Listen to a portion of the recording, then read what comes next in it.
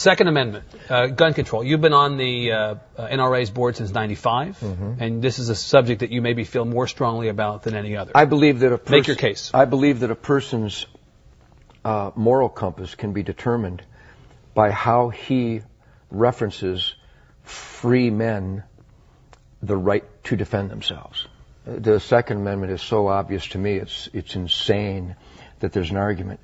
God gave, let's pretend there is no document. Let's pretend brave families didn't leave the tyrants and the slave drivers of Europe so that they could practice the religion of their choice, so that they could speak out without being murdered, that they could produce wool without the king's men coming and taking it from them every season of harvest. Let's pretend none of that happened. Let's just pretend this guy named Ted Nugent parachuted onto Earth and woke up one morning and saw these wonderful resources and had dreams of excellence and being the best that I could be.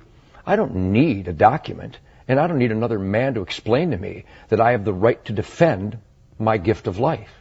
And that there is an argument in America from Hillary Clinton, from Barbara Boxer, Dianne Feinstein, from a whole gaggle of numbnuts who would try to tell me they will dictate where, how, and if I can defend myself. I find that preposterous. I find it unacceptable, and I will not accept it. I am a free man. Don't tread on me. A good, law-abiding citizen, not convicted of a felon. The Second Amendment of our Bill of Rights is my concealed weapons permit. Period. That's it. That's it. So no limitations of any kind that you can see? None. That's it. The limitation should be, instead of arresting people for molesting children 24 times, I would rather the dad walked into the room, found a person molesting that child, and blew his brains out.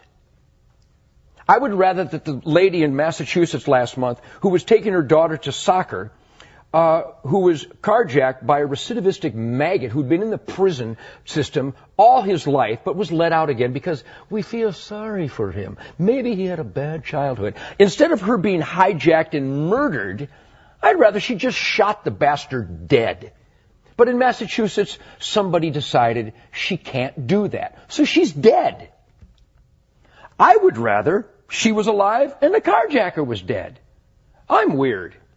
I would rather that the guy who beat this lady to within an inch of her life in Waco, on parole was he, phenomenal, and beat her to within an inch of her life in front of her grandchildren with a whiskey bottle. I would rather she fell to the ground, pulled out a .38, and shot him 6 times in the chest and killed him.